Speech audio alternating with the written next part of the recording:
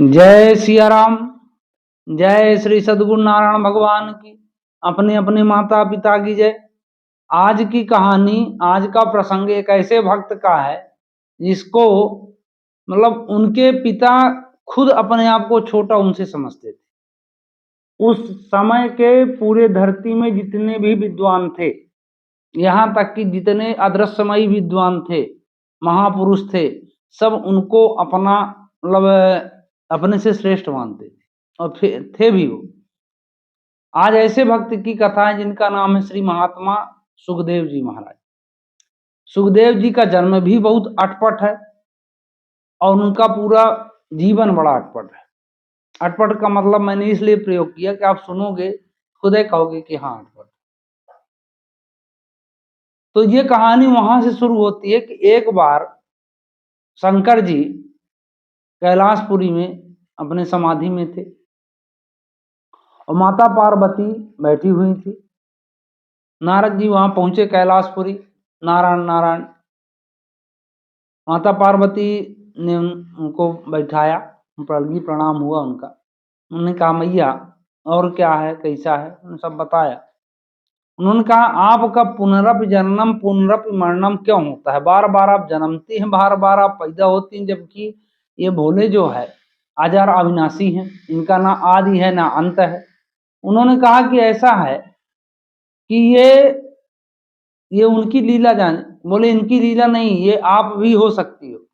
इनके पास एक ऐसी अमर कथा है कि जिसको श्रवण करने मात्र से व्यक्ति अमर हो जाएगा, जीव अमर हो जाएगा, जो भी सुन लेगा वो अमर हो जाएगा। उन्होंने कहा ये तो कोई कभी चर्चा नहीं किए। बोले क्यों करेंगे, वो आपको करना पड़ेगा। हो गया आग लगा के वो नारायण नारायण बोल। क्योंकि उनको श्राप है कि गोदोहन में जितना समय लगता है वो उतना ही एक जगह में रुक सकते हैं, इससे ऊपर नहीं। वो चले गए। अब जब परमात्मा भोले दादा की नींद वो समाधि खुली, उन्होंने मैया को देखा। मैया चिंतित। माता ने उनसे पूछा कि देवी क्या बात है। उन्होंने कहा आपने आज तक मुझे अमर कथा नहीं सुनाई। कहा सुना देंगे, अमर कथा क्या है। बोले ठीक आप सुनाइए। बोले बिल्कुल सुना देंगे। तो उन्होंने अपना त्रिशूल चारों तरफ फेरा। उस त्रिशूल के फेरने के प्रभाव से सब पक्षी उड़ गए। वहां के जीव जंतु जितने भूत प्रेत यक्ष गिंधार जो भी थे सब दूर दूर हो गए। फिर भगवान ने ताली बजाई। अब ताली बजाने से और तो सब उड़ गए। अब जिस पेड़ के नीचे वो एक खड़े होकर कर रहे थे, उस पेड़ में एक सुआ ने, एक सुग्गी ने बच्चा अंडा दिया था और वो अंडा उस समय फूट गया। लेकिन उस सुए की इतना ताकत नहीं थी कि उड़ पाए, और वो वहीं का वहीं बैठा रह गया। अब भोलेनाथ ने कहा माता पार्वती से कि मैं आपको कहानी सुनाता हूँ और बीच में आप हूं करते रहना, तो मेरा भी वो समझ में आएगा कि आप सुन रही हैं, आपको भी समझ में आएगा कि उसमें नींद नहीं आनी चाहिए। अगर नींद आ गई तो मतलब गड़बड़ है, और निद्रा आएगी ही आएगी इस कहानी। जो बचा ले गया बचा ले गया। उन्होंने कहा ठीक है। अब वो सुनाने लगे तो हूं करने लगे। तो सुआ वो भी सुन रहा था अमर कथा। अब अमर कथा के प्रभाव से उसके दिमाग में ये बात तो आ गई कि ये बहुत दिव्य कथा है और इसको पान करना चाहिए। और माता पार्वती को बीच में आ गई नींद। अब वो ये बात सब सुन रहा था सुआ। उसने जाना कि अगर भोले दादा बीच में बंद कर दिए तो गड़बड़ा जाएगा, तो वो करता रह गया। जब पूरी कथा समाप्त हो गई तब भोलेनाथ ने पूछा कि ठीक है सब। बोले नहीं, यहाँ से तो मैं सो गई। तो बोली कि हूं कौन किया, पूरी मतलब पूरी कथा में हुंकारी भरी गई। उन्होंने देखा वो सुआ बैठा हुआ था। बड़ा क्रोधित हुए। उन्होंने त्रिशूल उसके पीछे छोड़ दिया। अब वो अमर कथा के प्रभाव से त्रिशूल के आगे आगे भग रहा है, पीछे पीछे त्रिशूल है। ठीक। तो महर्षि वेदव्यास की पत्नी जो है उतनी समय वो अपने घर के बाहर खड़े होकर जमुहाई ले रही थी। और वो सुआ का बच्चा इतना बड़ा था, और जैसे जमुहाई उन्होंने मुंह फाड़ा वो सीधे घुस गया अंदर पेट में आके सुआ। अब सुआ घुस गया, त्रिशूल खड़ा है। ऋषि बार आए, बोले कि क्या है। उन्होंने कहा कि ये है कि इसमें शिव का मतलब जिसके ऊपर शिव जी ने क्रोध किया वो अंदर पेट मुंह के अंदर चला गया। उन्होंने कहा भाई इसने क्या अपराध किया? उन्होंने कहा अमर कथा सुन लिया। तो बोले अमर कथा सुनने से क्या होता है? बोले अमर कथा सुनने से वो उसका नाश नहीं होगा, अमर हो गया। बोले आप अच्छे आदमी हो कि उसका तो भला अनुभव मतलब कुछ होगा नहीं, मेरी पत्नी को मारोगे तो आपकी मति गति सही है तो आप लौट जाओ। लौट गए। अब वो वहीं गर्भस्थ हो गए। अब 12 साल कहते हैं कि 12 साल सुगतदेव महाराज जी माता के गर्भ में रहे और माता बोले उनसे बात करें, वो बात करते थे कि तुम निकाल आओ, मैं बहुत देर से ढो रही हूँ, बहुत दिन हो गए ढोते धोते, है ना, अब तुम राहत दो। बोले नहीं मैया मेरा यहीं ठीक है, क्योंकि मैं जैसे बाहर निकलूंगा वैसे जो प्रभु की माया वो मुझे पकड़ लेगी और परमात्मा का चिंतन नहीं कर पाऊंगा। उन्होंने कहा 12 साल हो गए। अरे 12 साल नहीं, 1200 साल हो जाए कोई दिक्कत नहीं। बोले मुझे तो दिक्कत है। उन्होंने कहा ठीक है हो गया, मैं बाहर आता हूँ। 12 साल गर्भ में रहने के बाद श्री महाराज सुखदेव जी महात्मा जी बाहर आते हैं माता के गर्भ से, और माता के गर्भ से जैसे बाहर हुए वो 12 साल के ही हुए।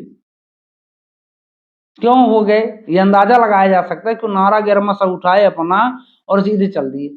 इस बात से अंदाजा लगाया जा सकता है कि वो 1 साल की नहीं पैदा हुई, है ना, और चल दिए। जब चल दिए माता भी चिल्ला, माता तो अस्वस्थ है बेचारी, जन्म ली हो, और पिता पीछे पीछे वेद अभ्यास, और वो आगे आगे भगते चले जा रहे हैं सीधे, मतलब कि कहीं रुकना नहीं है, अगर रुक गया तो माया पकड़ लेगी, उनको ये डर था। और चलते गए एक तालाब में कई महिलाएं नहा रही थी, उन्होंने कोई पर्दा नहीं किया। पीछे से वेद अभ्यास पहुंचे तो उन्होंने देख के उनको पर्दा किया, तो वो हंसने लगे, बोले कि एक यंग युवा वर्ग मेरा बच्चा जो है गया वो भी नग्न अवस्था में, तो तुम लोगों ने उसको पर्दा नहीं किया और मुझे बूढ़ बांगर आदमी मतलब बुढ़े आदमी को पर्दा कर रहे।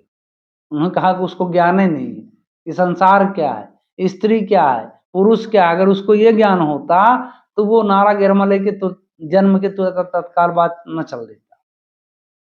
कहा ठीक बात है कह रहे हैं, ज्ञान हो गया उनको, लौट गया। अब सुखदेव महाराज चले गए। तो ऐसी कहानी थी।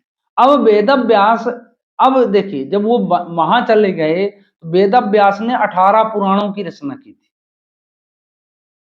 है ना। और 18 पुराणों में यह लंबी कहानी प्रसारण में समझिए कि 18 पुराणों की रचना की, तो उस जब 17 पुराणों की रचना उन्होंने कर ली तो उनको चैन नहीं मिल रहा था, शांति नहीं थी मतलब मन में। तो बड़ा विकट मतलब उद्विग्न थे वो, और बैठे थे नारद जी। उन्होंने पूछा कि भगवान ये बताओ कि मैंने इतना अच्छा काम किया फिर भी मेरे मन में शांति नहीं, लगता है कुछ अधूरापन है।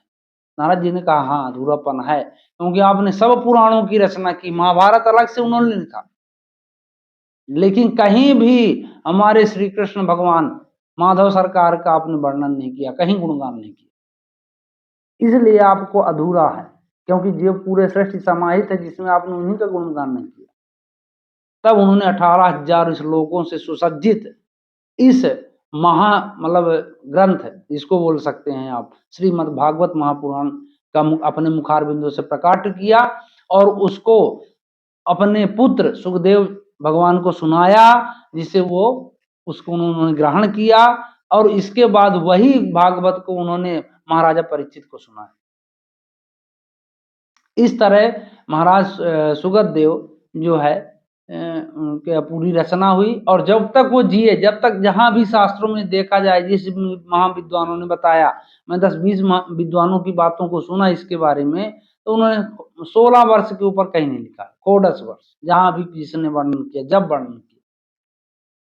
तो बहुत अद्भुत चरित्र है। अब इसमें सीख क्या मिली हमको, है ना, कि जो प्रकृति में हो रहा अच्छा हो रहा, आप अगर जिस कर्म को मतलब जिस फल को पाने के अधिकारी ने उसको नहीं पा सकते।